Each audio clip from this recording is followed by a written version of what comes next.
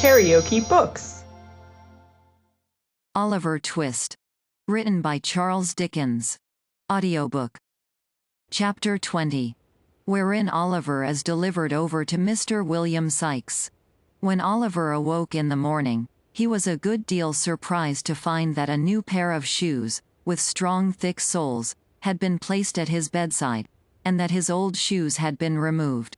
At first, he was pleased with the discovery, hoping that it might be the forerunner of his release, but such thoughts were quickly dispelled, on his sitting down to breakfast along with the Jew, who told him, in a tone and manner which increased his alarm, that he was to be taken to the residence of Bill Sikes that night. To stop there, sir?" asked Oliver, anxiously. No, my dear. Not to stop there," replied the Jew. "We shouldn't like to lose you. Don't be afraid, Oliver, you shall come back to us again. Ha! Ha! Ha! We won't be so cruel as to send you away, my dear. Oh no. The old man, who was stooping over the fire toasting a piece of bread, looked round as he bantered Oliver thus, and chuckled as if to show that he knew he would still be very glad to get away if he could. "I suppose," said the Jew, fixing his eyes on Oliver, "you want to know what you're going to Bill's for, eh, my dear?" Oliver colored, involuntarily, to find that the old thief had been reading his thoughts, but boldly said, yes, he did want to know. "Why, do you think?" inquired Fagin, parrying the question. "Indeed I don't know, sir," replied Oliver. "Bah!" said the Jew, turning away with a disappointed countenance from a close perusal of the boy's face. "Wait till Bill tells you, then." The Jew seemed much vexed by Oliver's not expressing any greater curiosity on the subject. But the truth is, that, although Oliver felt very anxious, he was too much confused by the earnest cunning of Fagin's looks, and his own speculations, to make any further inquiries just then. He had no other opportunity, for the Jew remained very surly and silent till night, when he prepared to go abroad. "You may burn a candle," said the Jew, putting one upon the table. "And here's a book for you to read, till they come to fetch you. Good night." "Good night," replied Oliver, softly. The Jew walked to the door, looking over his shoulder at the boy as he went. Suddenly stopping, he called him by his name. Oliver looked up. The Jew, pointing to the candle, motioned him to light it. He did so, and, as he placed the candlestick upon the table, saw that the Jew was gazing fixedly at him, with lowering and contracted brows, from the dark end of the room. "Take heed, Oliver. Take heed," said the old man, shaking his right hand before him in a warning manner. "He's a rough man, and thinks nothing of blood when his own is up. Whatever falls out, say nothing, and do what he bids you. Mind," placing a strong emphasis on the last word, he suffered his features gradually to resolve themselves into a ghastly grin, and, nodding his head, left the room. Oliver leaned his head upon his hand when the old man disappeared, and pondered, with a trembling heart, on the words he had just heard. The more he thought of the Jew's admonition, the more he was at a loss to divine its real purpose and meaning. He could think of no bad object to be attained by sending him to Sikes, which would not be equally well answered by his remaining with Fagin, and after meditating for a long time, concluded that he had been selected to perform some ordinary menial offices for the housebreaker, until another boy, better suited for his purpose, could be engaged. He was too well accustomed to suffering, and had suffered too much where he was, to bewail the prospect of change very severely. He remained lost in thought for some minutes, and then, with a heavy sigh, snuffed the candle, and, taking up the book which the Jew had left with him, began to read. He turned over the leaves, carelessly at first, but, lighting on a passage which attracted his attention, he soon became intent upon the volume. It was a history of the lives and trials of great criminals, and the pages were soiled and thumbed with use. Here, he read of dreadful crimes that made the blood run cold, of secret murders that had been committed by the lonely wayside, of bodies hidden from the eye of man in deep pits and wells, which would not keep them down, deep as they were, but had yielded them up at last, after many years, and so maddened the murderers with the sight, that in their horror they had confessed their guilt, and yelled for the gibbet to end their agony. Here, too, he read of men who, lying in their beds at dead of night, had been tempted, so they said, and led on, by their own bad thoughts, to such dreadful bloodshed as it made the flesh creep, and the limbs quail, to think of. The terrible descriptions were so real and vivid, that the sallow pages seemed to turn red with gore, and the words upon them, to be sounded in his ears, as if they were whispered, in hollow murmurs, by the spirits of the dead. In a paroxysm of fear, the boy closed the book, and thrust it from him. Then, falling upon his knees, he prayed heaven to spare him from such deeds, and rather to will that he should die at once, than be reserved for crimes so fearful and appalling. By degrees, he grew more calm, and besought, in a low and broken voice, that he might be rescued from his present dangers, and that if any aid were to be raised up for a poor outcast boy who had never known the love of friends or kindred, it might come to him now, when, desolate and deserted, he stood alone in the midst of wickedness and guilt. He had concluded his prayer, but still remained with his head buried in his hands, when a rustling noise aroused him. "What's that?" he cried, starting up, and catching sight of a figure standing by the door. "Who's there?" "Me. Only me," replied a tremulous voice. Oliver raised the candle above his head, and looked towards the door.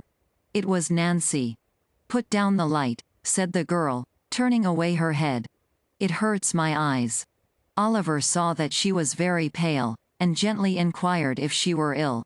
The girl threw herself into a chair, with her back towards him, and wrung her hands, but made no reply. "God forgive me," she cried after a while, "I never thought of this." "Has anything happened?" asked Oliver. "Can I help you?" "I will if I can." "I will, indeed." She rocked herself to and fro, caught her throat, and, uttering a gurgling sound, gasped for breath. "Nancy," cried Oliver, "what is it?"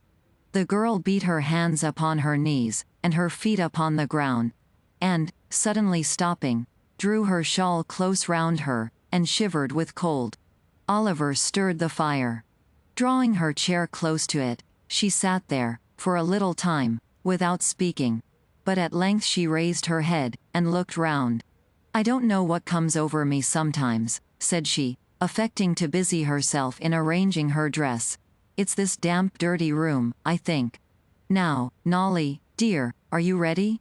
"Am I to go with you?" asked Oliver. "Yes. I have come from Bill," replied the girl. "You are to go with me." "What for?" asked Oliver, recoiling. "What for?" echoed the girl, raising her eyes, and averting them again, the moment they encountered the boy's face. "Oh, for no harm." "I don't believe it," said Oliver, who had watched her closely. "Have it your own way," rejoined the girl, affecting to laugh. "For no good, then." Oliver could see that he had some power over the girl's better feelings, and, for an instant, thought of appealing to her compassion for his helpless state. But, then, the thought darted across his mind that it was barely 11 o'clock, and that many people were still in the streets, of whom surely some might be found to give credence to his tale. As the reflection occurred to him, he stepped forward, and said, somewhat hastily, that he was ready. Neither his brief consideration, nor its purport, was lost on his companion. She eyed him narrowly, while he spoke, and cast upon him a look of intelligence which sufficiently showed that she guessed what had been passing in his thoughts. "Hush," said the girl, stooping over him, and pointing to the door as she looked cautiously round. "You can't help yourself. I have tried hard for you, but all to no purpose. You are hedged round and round. If ever you are to get loose from here, this is not the time."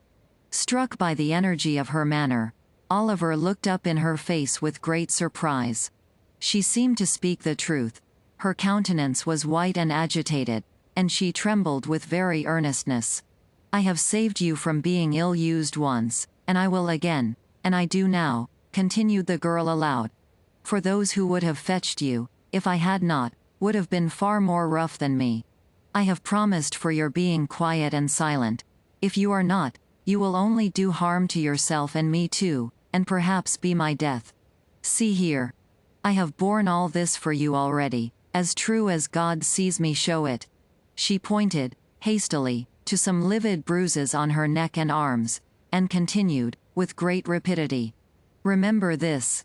And don't let me suffer more for you, just now. If I could help you, I would, but I have not the power. They don't mean to harm you. Whatever they make you do, is no fault of yours. Hush. Every word from you is a blow for me. Give me your hand. Make haste. Your hand. She caught the hand which Oliver instinctively placed in hers, and, blowing out the light, drew him after her up the stairs. The door was opened, quickly, by someone shrouded in the darkness, and was as quickly closed, when they had passed out. A hackney cabriolet was in waiting.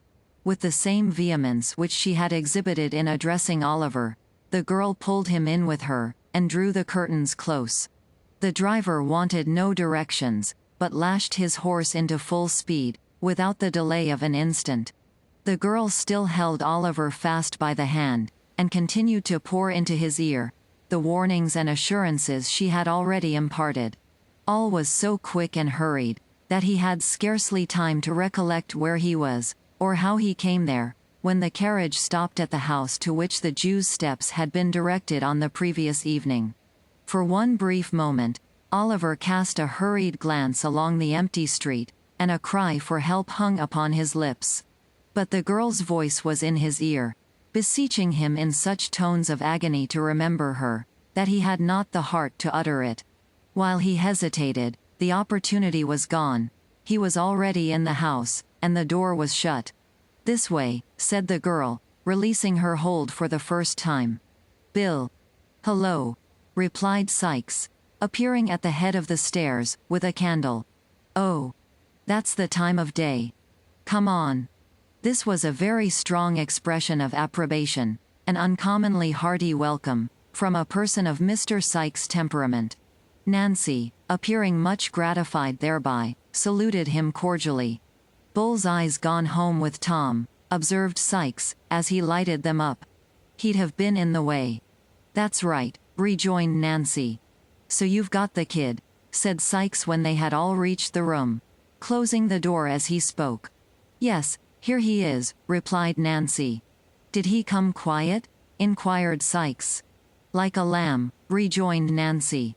I'm glad to hear it, said Sikes, looking grimly at Oliver, for the sake of his young carcass, as would otherwise have suffered for it. Come here, young un, and let me read you a lecture, which is as well got over at once. Thus addressing his new pupil, Mr. Sikes pulled off Oliver's cap and threw it into a corner, and then, taking him by the shoulder, sat himself down by the table, and stood the boy in front of him. Now, first, do you know what this is? Inquired Sikes, taking up a pocket pistol which lay on the table. Oliver replied in the affirmative. Well, then, look here, continued Sikes. This is powder. That, air's a bullet, and this is a little bit of a old hat for waddin'. Oliver murmured his comprehension of the different bodies referred to, and Mr. Sikes proceeded to load the pistol, with great nicety and deliberation. Now it's loaded, said Mr. Sikes, when he had finished. Yes, I see it is, sir, replied Oliver. Well, said the robber, grasping Oliver's wrist, and putting the barrel so close to his temple that they touched, at which moment the boy could not repress a start. If you speak a word when you're out o'doors with me, except when I speak to you, that loading will be in your head without notice. So, if you make up your mind to speak without leave, say your prayers first. Having bestowed a scowl upon the object of this warning, to increase its effect, Mr. Sikes continued. As near as I know, there isn't anybody as would be asking very particular arter you, if you was disposed of. so I needn't take this devil and all of trouble to explain matters to you, if it warn't for your own good. Dey hear me? The short and the long of what you mean, said Nancy, speaking very emphatically, and slightly frowning at Oliver as if to bespeak his serious attention to her words, is, that if you're crossed by him in this job you have on hand, you'll prevent his ever telling tales afterwards, by shooting him through the head, and will take your chance of swinging for it, as you do for a great many other things in the way of business, every month of your life. That's it, observed Mr. Sikes, approvingly. Women can always put things in fewest words, except when it's blowing up, and then they lengthens it out. And now that he's thoroughly up to it, let's have some supper, and get a snooze before starting. In pursuance of this request, Nancy quickly laid the cloth. Disappearing for a few minutes, she presently returned with a pot of porter and a dish of sheep's heads, which gave occasion to several pleasant witticisms on the part of Mr. Sikes, founded upon the singular coincidence of jemmies being a canned name, common to them, and also to an ingenious implement much used in his profession. Indeed, the worthy gentleman, stimulated perhaps by the immediate prospect of being on active service, was in great spirits and good humor, in proof whereof, it may be here remarked, that he humorously drank all the beer at a draught, and did not utter, on a rough calculation, more than 80 oaths during the whole progress of the meal. Supper being ended, it may be easily conceived that Oliver had no great appetite for it. Mr. Sikes disposed of a couple of glasses of spirits and water, and threw himself on the bed, ordering Nancy, with many imprecations in case of failure, to call him at 5 precisely. Oliver stretched himself in his clothes, by command of the same authority, on a mattress upon the floor, and the girl, mending the fire, sat before it, in readiness to rouse them at the appointed time. For a long time Oliver lay awake, thinking it not impossible that Nancy might seek that opportunity of whispering some further advice. But the girl sat brooding over the fire, without moving, save now and then to trim the light. Weary with watching and anxiety, he at length fell asleep. When he awoke, the table was covered with tea things, and Sikes was thrusting various articles into the pockets of his great coat, which hung over the back of a chair. Nancy was busily engaged in preparing breakfast. It was not yet daylight, for the candle was still burning, and it was quite dark outside.